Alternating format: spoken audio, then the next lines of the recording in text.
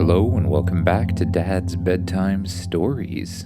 Once again, if you're liking the episodes, please share them with a friend. The link is in the description. This is episode 25, The Dinosaurs at the Center of the Earth, Part 2. As you may recall from the last episode, the main character, you, journeyed down to the center of the Earth once again, and then went on a journey to find the dinosaurs who live there. Just close your eyes, get comfy in your bed, and imagine yourself doing what the kid in the story does. You wake up at the center of the earth in your comfortable hammock. As soon as you get up, you see your friend, Fred. "Hi," he says. "Welcome back. Let's go explore the dinosaur area." Okay, well, that sounds pretty cool. Let's go." You and Fred walk away from the hammocks and out towards what looks like a dinosaur village. On the way, you see tons of huge, full-size dinosaurs of all different kinds. And you also see more human-like dinosaurs. They seem to work together, the huge unevolved dinosaurs with the human-like ones. You see long-neck dinosaurs being used to do construction work, three horns pulling things and smashing things. The flying types seem to deliver messages and packages around the world, or the inside of the world anyways.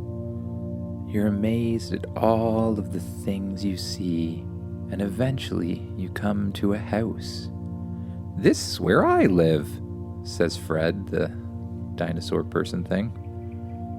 "Oh, this is pretty cool. It's almost like a cave, but sort of in the shape of a house.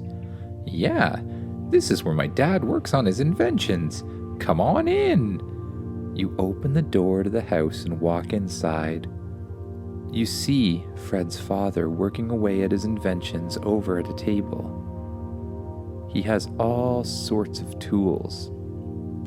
"Well, hello! Welcome back," says Fred's father.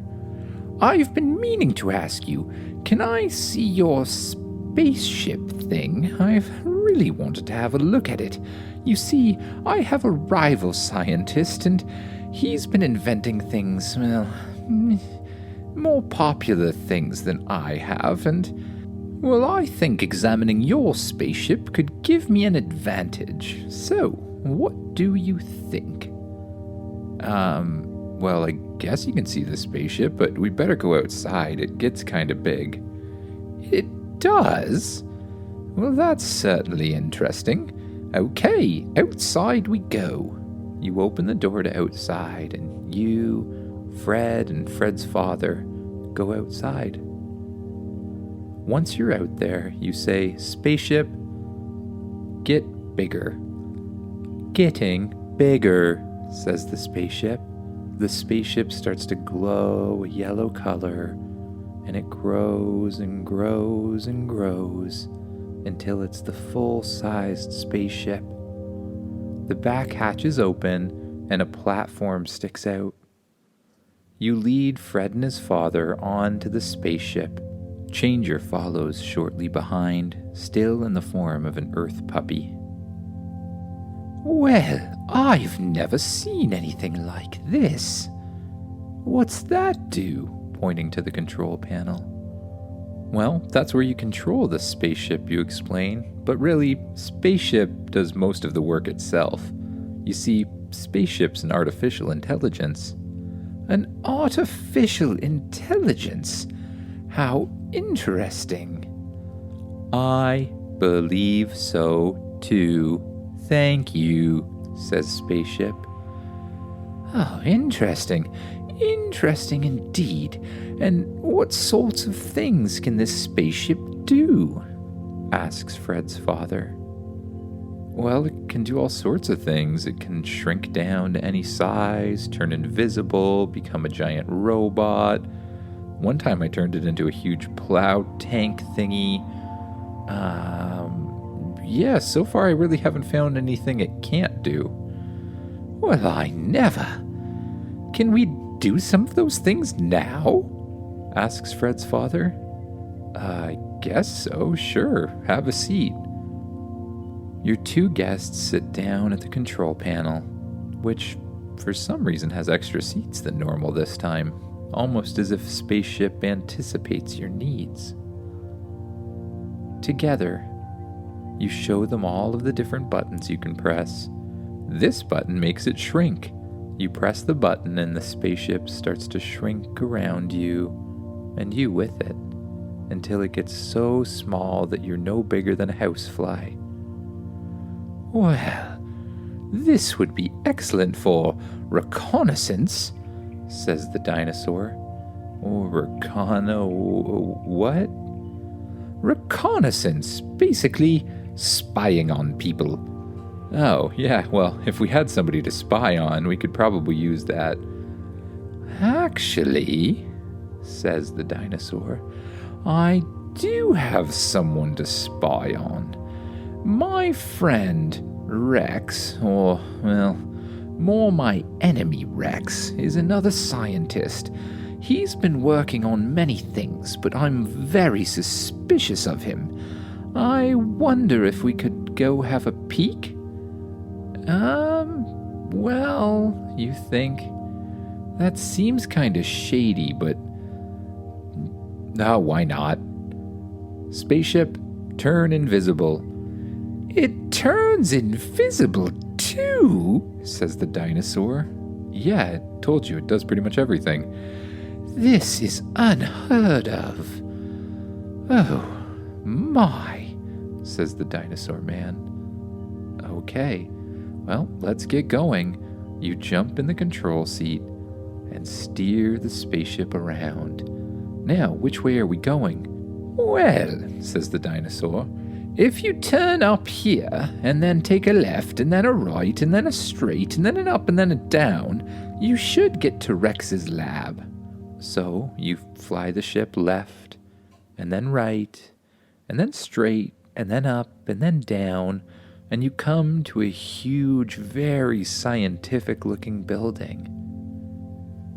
You fly up beside the building until you get to the window.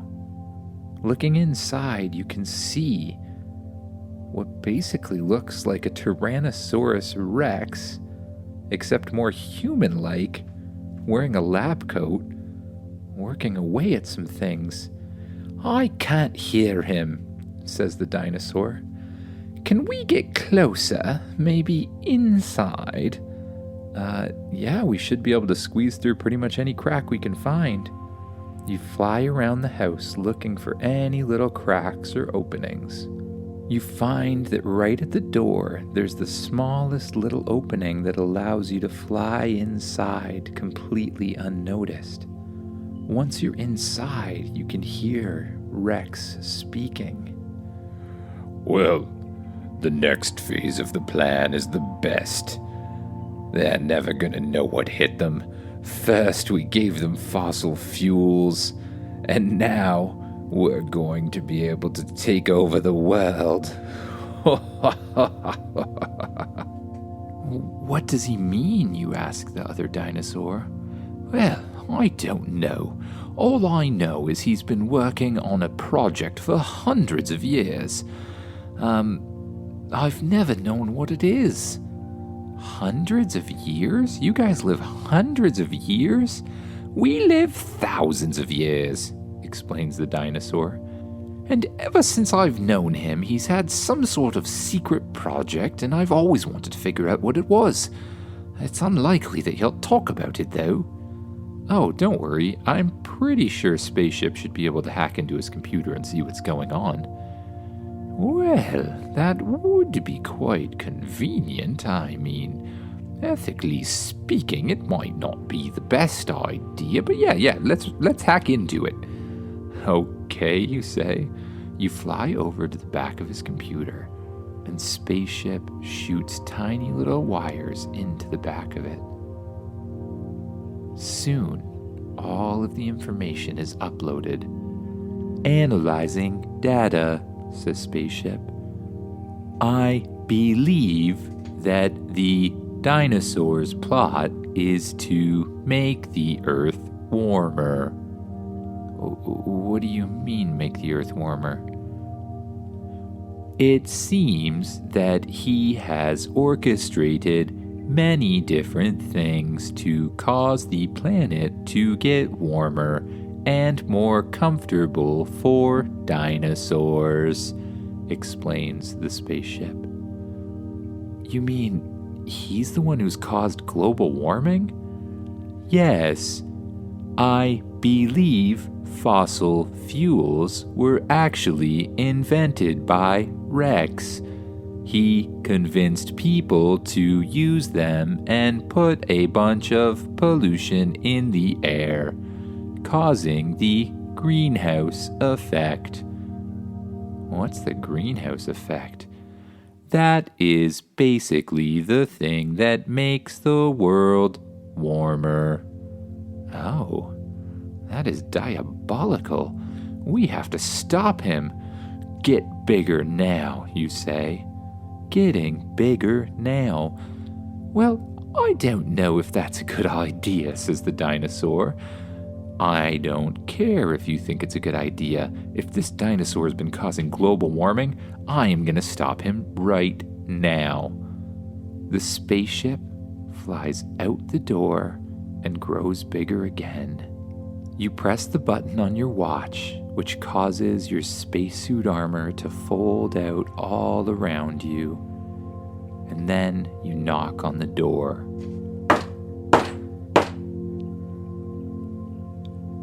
Yes? Who is it?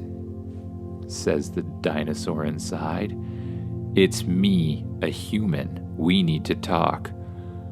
Well, I don't normally talk to humans, but okay. You hear footsteps coming towards the door, and then the door opens. Only now do you realize how tall this person is, or dinosaur, I should say. You slowly scan up his body, looking way, way up at his sharp teeth and T-Rex-like nose. I understand that you've been causing global warming, you say, and I'm here to stop you. Oh, are you? Says Rex. I don't think that's gonna be very possible now, is it? Rex presses a button in his hand, and you hear huge footsteps approaching from either side.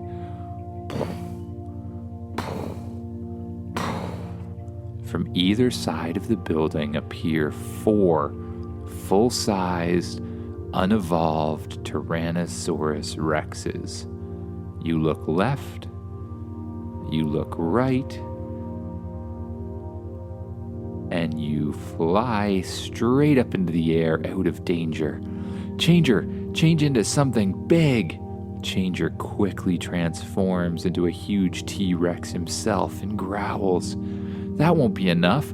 Spaceship, can you transform into a T-Rex too? I do not believe so, says Spaceship. What? Why can you transform into everything else? I am just kidding. Ha ha ha, says Spaceship. Well, you little, you say, and Spaceship starts to transform and get bigger and bigger until he's a huge mechanical T-Rex.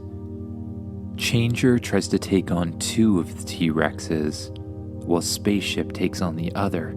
You fly high up in the air, using a laser on your wrist to try to shoot at them, but the laser doesn't seem to do much. You watch as Changer gets tackled by the 2 T-Rexes. He transforms into what looks like a huge octopus and grabs one in one tentacle and one in the other and tries to hold them away. Spaceship gets tackled as well, and the two dinosaurs take turns trying to bite its hull. They don't seem to do much damage, but he can't seem to get them off either. This isn't going well. Spaceship, we need a new plan. Wait a second. Do you still have those control collars? Yes. Do you think they'll work on these dinosaurs? Yes, says Spaceship. Then can you give them to me? Yes, says Spaceship. Out of Spaceship's back shoots two huge control collars. You grab them straight out of the air and then start circling around looking for an opportunity to put them on the Tyrannosauruses. As the Tyrannosauruses are occupied trying to bite Spaceship in half, you fly around behind one of them, open the control collar, and zoom up behind it, snapping it around its neck. As soon as it goes on, the Tyrannosaurus sits upright and then calms down completely and stops attacking. Now we need to get them on the others, you say. The other T-Rex who is battling with Spaceship turns around towards you and starts to back you up. You take one step back, then another, and suddenly Spaceship jumps from behind, jumping on top of the Tyrannosaurus with both feet and pinning him to the ground. As soon as he does that, you jump over towards them and snap the other collar around his neck. That Tyrannosaurus also pops straight up and stops attacking. Then for the two that Changer has, these ones are going to be easier because Changer has them wrapped up in huge tentacles. You fly over to one, snap the control collar around his neck, and then the other. Now, you say, Team Tyrannosaurus. Get 'em. The Tyrannosauruses turn in towards Rex the scientist, who backs up into his house and shuts the door. You'll never get me, he says. And suddenly, the ground underneath you starts to shake. His house blasts up into the air. The entire thing seems to be a spaceship or something. He shoots straight up and blasts through the top of the huge cave above, leaving a gigantic hole. Oh no, he's gonna get away. We have to get him. Everyone in Spaceship. Spaceship transforms back into a ship. Changer transforms back into a dog, and you and Changer run into Spaceship. You blast off again and fly straight up, going straight for the hole at the top of the cave. As you blast through it, you look around and you realize you're in the Arctic somewhere. What? Where did he go? Spaceship, track him. Attempting to track. Tracking failed. He seems to have some sort of cloaking device. Well, I guess we're not going to find him this time, but let's keep our eyes out for him. I have a feeling we'll run into him again. Good idea. You fly back down through the hole, and you get out of the spaceship. Well, guys, I think I better go home. It's been a good adventure, and I have a lot to think about now, knowing that dinosaurs caused global warming. It's just kind of mind-blowing. Thanks for coming, says Fred the dinosaur. Hopefully we can be friends. Maybe you'll take me on an adventure in the future, says Fred. Yeah, maybe I'll take you. Just maybe. Anyways, we'll see you later, you say. You wave goodbye and climb on to Spaceship. You sit in the captain's chair. You pull back on the steering wheel, and you press the throttle forward, shooting you up into the air and straight through the hole above the center of the Earth. You fly out into the Arctic, and you start to head home. First, you go up and up and up until you're just above the clouds, where you can see the sun and everything seems calm. You fly for a while just looking at the clouds until spaceship alerts you that you're close to home. You slowly lower down below the clouds and head down towards your house. You land in the front yard and the spaceship opens up. You get out of spaceship and spaceship shrinks down and flies into your pocket. You go straight inside and head straight to your bedroom. You climb into the covers, which feel even more comfortable than usual. You put your head down on your soft pillow and pull the covers over you. You allow your eyes to close, and then you just do a bit of a scan of your body to see if you're holding tension anywhere. You let go of the tension in your legs, and then your arms, and then your chest, and last from your head and your face. And you allow yourself to drift off to sleep. Good night, everyone.